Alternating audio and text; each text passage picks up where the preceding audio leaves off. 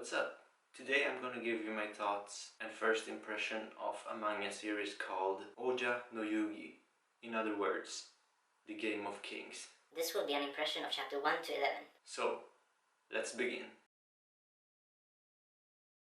The story takes place in China, in the period of the Three Kingdoms. It's about a boy who dreams of becoming a strategist. The thing is, if one decides to become a strategist, one will stay a child forever. Shortly said, strategists cannot become adults in this world. And besides that, it seems like every strategist has a unique power. One negative thing with this series is that you get the feeling that life doesn't matter. A sense of danger does not exist. For me, personally, that makes a series less interesting. But one thing that can replace that sense is the characters. Actually, in this story, they get more interesting the deeper you get into it. But I still have one gripe with the characters, and that is their design. Very often I can't figure out their gender. They seem very feminine, but are in fact men. That's quite annoying, to be honest. On a positive note, what I find interesting is that the mangaka takes an already popular story and makes it his own. He's interpreting the romance of the Three Kingdoms in his own way, in a very unique way. At first, I was a bit skeptical, because I expected something more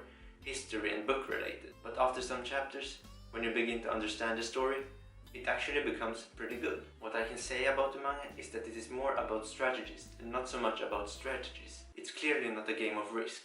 Which is too bad, because I love that game. I love playing with strategies.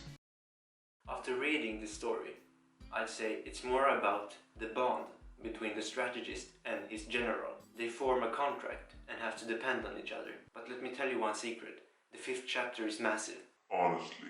It made me realize that this manga really has a huge potential. I underestimated it. One of my favorite characters of the Romance of the Three Kingdoms reveals himself. I won't spoil anything, but it really made me hyped up about this series. So as I said before, this manga's strength lies in the characters. It's not about realism or history, it's more about the characters. So, with all that said, let me tell you how I would rate this manga. I would give it a 7 out of 10.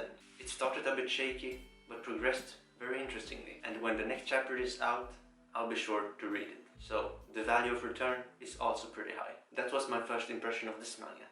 It's called Oja no Yugi, or let's just say, the Game of Kings. Hope you liked it. And don't forget to rate this video, whatever you think of it. And write in the comments if you've also read this manga and tell me what you thought about it. But until next time, see you. Bye.